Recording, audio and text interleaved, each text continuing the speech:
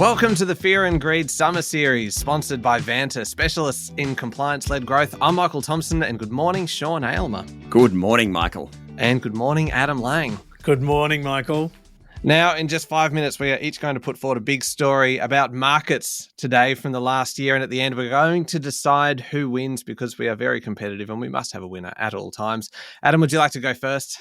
All right, Michael and Sean, for me, it's the rise of the ASX 200 and the S&P 500. Share markets are an expression of investor belief in future profits of publicly listed companies.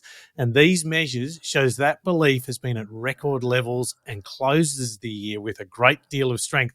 The Standard & Poor's 500 index tracks the share price performance of the largest listed companies on the stock exchange of the United States, and that is the biggest economy in the world. The S&P 500 began 2024 worth over US $43 trillion and closes more than 25% higher.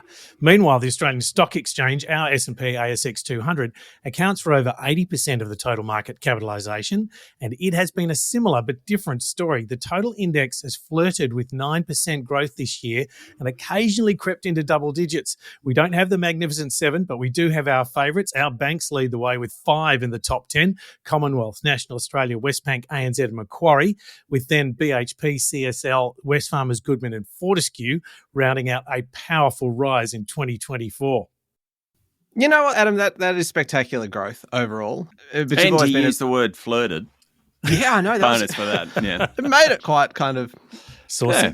Yeah, saucy, erotic, that kind of thing. Yes, look, you're a big picture guy. I want to narrow the view here just to one particular asset. I mean, this is extraordinary because 2024, for me, was the year that Bitcoin boomed. Now, consider that at the start of the year, January 1, I probably didn't need to point out when the year started, did I?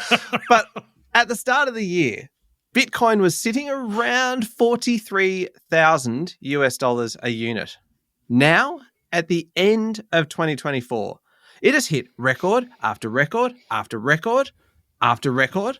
It passed the 100,000 US dollar mark in early December, continued well past that point. A few reasons for that, obviously, that earlier in the year, right, it got a big hit of credibility when the SEC in the US approved spot Bitcoin ETFs from major institutions like BlackRock and Fidelity. Then a bunch of other things happened throughout the year. Do you like how I just summarize everything? Just a bunch of stuff happened. But then you fast forward towards November. Right? Bitcoin took off when Donald Trump won because he'd come across in his comments as pro-crypto. Then he announced a crypto advocate as his nominee to run the SEC, and Bitcoin and other cryptos as well kind of just went through the roof.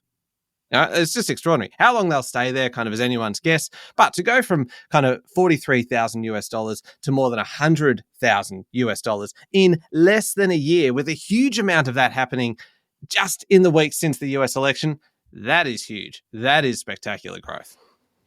Sure is, Michael. I agree. My market story for the year, the Magnificent Seven, maybe the end of the Magnificent Seven. The single biggest question facing global markets in 2025 is whether the Mag 7 tech stocks can keep running.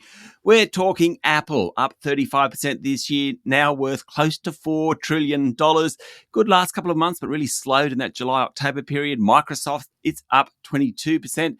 Been a bit choppy this year. Nvidia, wow, up 174%. Best of all, but it has totally stalled since July. Amazon, up 55%. Great last couple of months of the year. Alphabet, up 42%. It's done well recently, but really came off the boil in the second half of the year.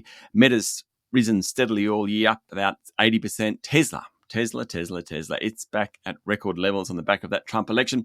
The Magnificent Seven account for the value of about 1/3 of the S&P 500.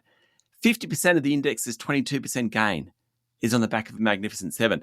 Credible story, but can they keep running? Great question. So 3 good stories. Look, I would like to nominate myself as the winner, but I think it might be Adam. It is hard to go past that. Very magnanimous of you, Michael. Well, yeah. I mean, you were justifiably the winner in terms of the rise of the markets. Well, I just like to say that Mag 7 was the reason the markets rose, but I'm just letting fair. I'll go with Adam. Okay, but please, won't somebody think of the Bitcoin? Yeah, I'll take the win. Well, okay, we will declare you the winner, Adam. It shall not last. And Michael, excellent third. Well, I don't get bronze. Was third Daylight or was third Michael? Michael. Well, this is nonsense. We are off to a Same deal. terrible start here. Thank you very much, Sean. Thanks, Michael. And thank you, Adam. Thank you, Michael. Make sure you hit follow on the podcast. This is the Fear and Greed Summer Series brought to you by Vanta. Vanta automates compliance for frameworks like ISO 27001, SOC 2, CPS 234, and Essential 8, saving time and money while building trust. Join over 8,000 companies like Atlassian, Dovetail, FireAnt, and Tactic.io, managing real-time risk. Get $1,000 off at vanta.com/fear and greed. I'm Michael Thompson, and this is Fear and Greed.